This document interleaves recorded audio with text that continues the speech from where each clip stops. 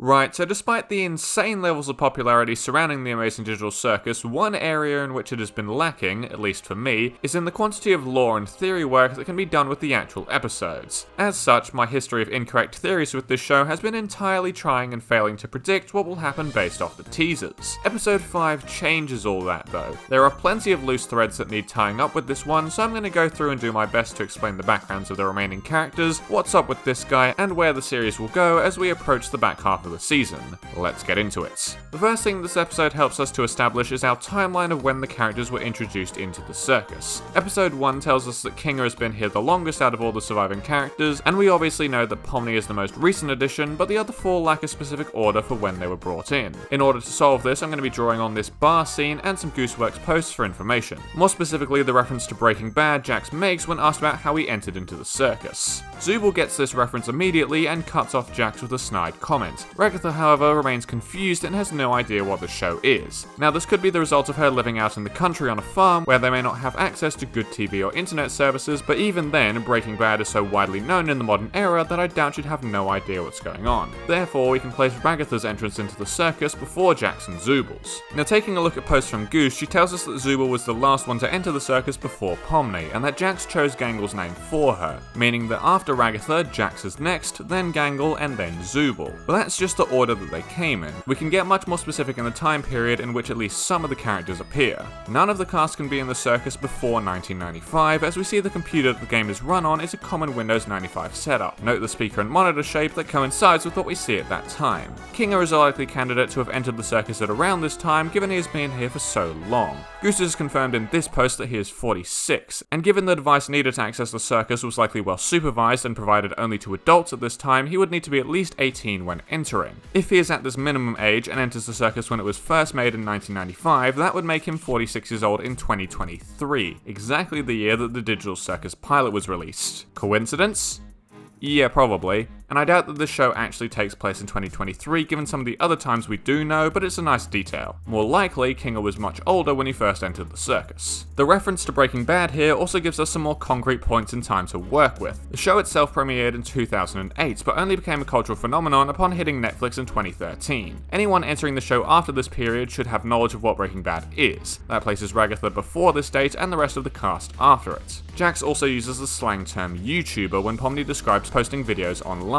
This correlates quite well with our Breaking Bad dates, as YouTube only became very popular around the middle of the 2010s. Pomni's response of not really because of her lack of viewers also shows that the term YouTuber means you need to have a large following for her, which would place her entry in at least 2015. So here's my final timeline for the entrances into the Digital Circus. The game is created by CNA in 1995. Sometime before the turn of the 21st century, Kinga and his wife are sucked into the game, potentially voluntarily or due to one of them having connections to the company. The apparent loss of these two forces the company to close down, and the building to be abandoned, but either through magic or some sloppy inspections, power is kept onto the computer that runs the game. After the year 2000, but before 2013, Ragatha flees her farmhouse with her abusive mother and ends up homeless for a period, sheltering in the fairly secure building that was the CNA headquarters, as it needs to be structurally stable enough to support power. While wandering through this building, she ends up getting sucked into the game too. Breaking Bad becomes enough of a social icon through the rise of Netflix after this, and our remaining 4 characters learn about it. Jax comes next, but given he's only 22 years of age currently, he likely gets his hands on the headset while doing something stupid in abandoned buildings as a teenager, potentially to impress friends or just because he's a dick. Gangle gets sucked into the circus while wandering around questioning her life choices, and then Zubul and Pomni both make the mistake of exploring an abandoned building just for the hell of it, bringing us to the year of our Lord, somewhere between 2015 and 2023.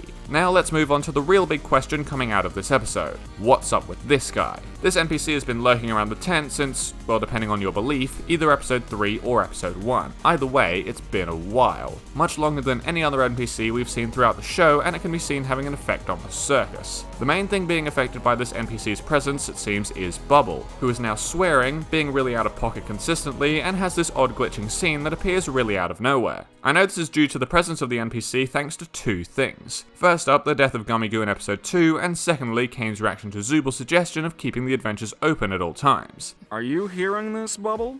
The Toy Box character wants us to leave the other intelligent AIs to run for a prolonged period of time. Kane is aware that leaving AI operational for long periods of time has an effect on the circus that will cause it to do something. He never explains what that is, but I think I have a guess. Along with Bubbles' actions, the other aspect of this episode that appeared out of place was Jax turning into a vegan. Kane says in the pilot that he has no control over the individual minds of the cast members, only the world they find themselves in. But by changing Jax's diet like this, he is shown to be directly influencing his mind. This should be impossible under Kane's own understanding of the world, but it clearly happened anyway, and Jax is very confused by it. This leads me to the conclusion that the effect of having too much AI running for an extended period of time is that the protective measures for that AI break down. Bubbles' language filter and the safeguards to protect Kane's AI from accessing the files that store the character's brains both break down, and the longer this NPC exists, the worse it's likely to get. That leads me to my final prediction for what will happen with the rest of this show, assuming our NPC doesn't get caught. There will be more meddling from Kane with the minds of the characters to fit the stories and adventures he's trying to get them to enjoy. Now that he has access to their minds, he can alter them to fit more with what he wants to happen. This may lead to a series of events where the characters gradually forget what aspects of themselves are truly them and what parts are implemented in their heads by Kane. This will likely cause several mental breakdowns and the eventual abstraction of at least one of the cast members in the final show. Goose has said over and over and over again that this is not a happy show,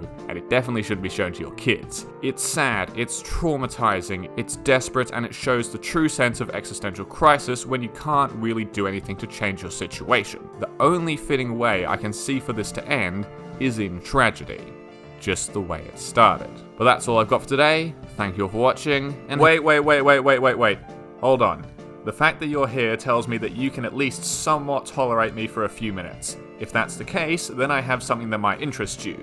I am going to be starting my first ever stream this Sunday at 5 PM Pacific Standard Time, playing Inscryption. Over the next few weeks I'll be playing a few more games like Hollow Knight, Balatro, Celeste, and whatever else you guys recommend me that I can actually get on my Mac. If that sounds like something that would interest you, please make sure to turn on notifications so you can be told when I go live. I really hope this will do well because it's something I've been wanting to do for a while, so if it's interesting to you, please try and check it out.